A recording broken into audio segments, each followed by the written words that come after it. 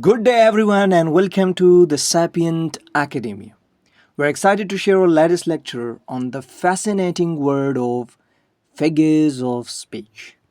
So, this is our introductory video on figures of speech, and in this video, we will explore the world of rhetorical devices and uncover the meaning and significance of figures of speech. We will also delve into the traditional and modern classifications of these literary devices. So, you'll come to know about the modern and traditional classifications of these literary devices. And we'll also examine the various categories and some sort of the most common figures of speech that fall within these categories. So get ready to discover the power of language and how figures of speech can enhance your communication skills. Like the video, share it, and subscribe the channel. Go through the video to understand that how figures of speech beautify your language. There are various definitions of figures of speech. I personally like the definition that has been given by Bunn because Bunn has provided a brilliant definition that perfectly captures the essence of figures of speech.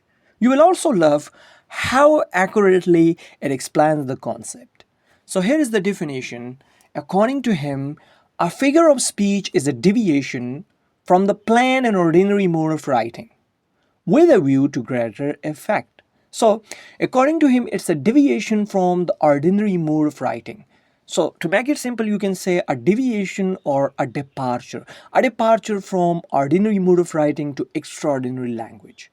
So, it's not an ordinary kind of language because figures of speech are for the purpose to make it more attractive, to beautify your language. Let us go through some other definitions to make it more clear.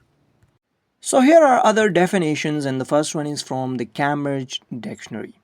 So according to Cambridge Dictionary, a word or phrase that departs from literal or usual language to convey a particular meaning or effect. So it has the same context that has been given by Bunn. And according to Cambridge Dictionary, it also departs from the usual, ordinary, or day-to-day language to a more sophisticated kind of language. Another definition is from the Collins Dictionary, and according to Collins Dictionary, language that uses words in a way that is different from their usual meaning to create a particular effect or impression. So we deviate from the usual language and it is for the purpose to create an impression. Let us study figures of speech in detail. So, in a nutshell, by figures of speech, we mean stylistic devices adopted by an author or a speaker with the object, with the purpose. What is going to be the purpose if an author or speaker adopt stylistic devices? So, the purpose is going to be clarity, tone, force, or color to his writing or speech.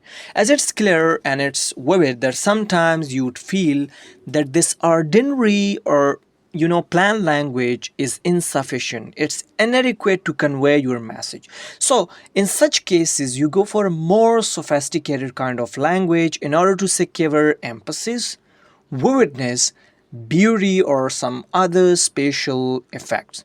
So, we intentionally adopt some spatial way of expressing our ideas. Intentionally, we adopt. And these spatial ways of expressions are what we call figures of speech. For instance, the phrase as slowly as a snail is much more vivid than the mere adverb slowly. If I say he walks as slowly as a snail, and if I say he walks slowly. So look at the first one. He walks as slowly as a snail. It's much more vivid.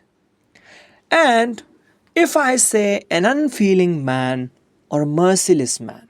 So in order to make it more emphatic, I can say a man with a heart of stone. So I changed it by a heart of stone and it looks more beautiful.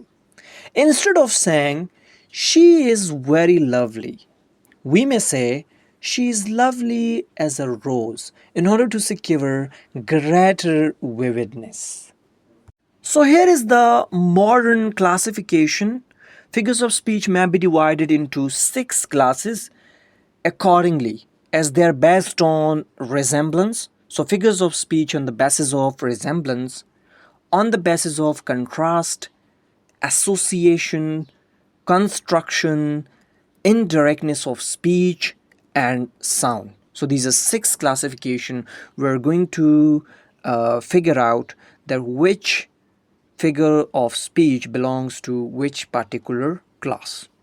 So some of the common figures of resemblance are simile, metaphor, personification, apostrophe, hyperbole, and euphemism. The common figures based on contrast are antithesis, epigram, irony, oxymoron, paradox, and meiosis. Figures of association are metonymy and synecdoche. Figures based on construction are transferred epithet and climax. Figures based on indirectness of speech are insinuation and repetition. Figures on the basis of sound are onomatopoeia and alliteration. However, traditionally, figures of speech had been classified into two groups, schemes and tropes, and inside the schemes they had placed alliteration, anaphora, anticlimax, climax, synecdoche, and malapropism. And tropes they had placed simile, synecdoche, apostrophe, hyperbole, irony, allegory, allusion, analogy, and there are various others figures of speech. In the upcoming videos, we will be discussing each figure of speech in detail. So stay tuned with us, like and subscribe.